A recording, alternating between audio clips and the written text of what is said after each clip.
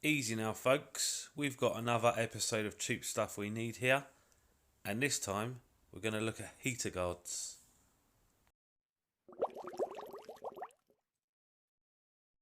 So these are pretty straightforward. I mean, they're just plastic guards that surround your heater. They're rounded on the bottom, and they come in sections, so you can build one as long or as short as the heater you've got.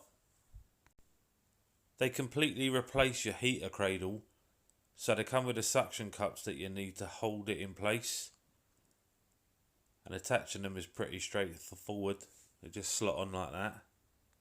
I've never had any issues with the cups. They seem to do a great job and hold on really well. And to add extra sections, you just twist them apart like that. Add in the section you need. Now that's from a different model, but you get the idea. And then twist them back together.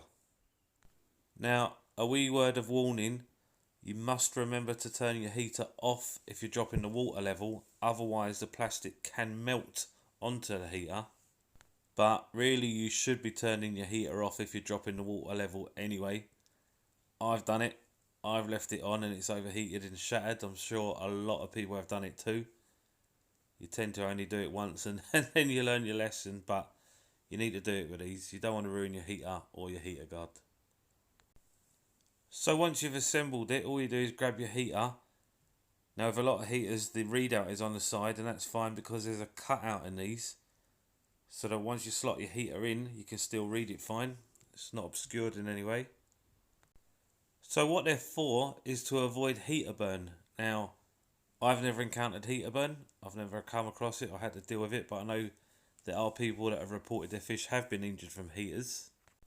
Obviously, these eliminate contact between your fish and the heater, so it can't happen. But also, and the reason I like them, is they stop your plants touching the heaters. Plants will certainly suffer from direct contact.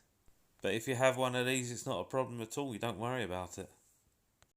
Another benefit I quite like is they tend to make your heaters less obvious. Sometimes your heater can stand out a little bit when it's in your tank, but with a heater guard on top of it, you don't really see it at all. Especially if you've got a black background and then there's plants in front of it, like in this tank here. If your heater has an operating light, you can position it so that you can still see that as well once you turn it on. And some heaters already come with a heater guard, like this one in my better tank. But for those of you that don't have one, I'll drop the link in the description below where I tend to get mine. Although you're more than welcome to source your own, of course. I buy the ones that I buy because they're cheap. I don't see the point in overpaying for these, although they are worth their weight in gold. Here's one that's been in place for a little while, and you can really tell how it stops the plants growing close to them and possibly damaging your plants. So that's why I like them. They are super cheap but do a great job for you. Right? Later.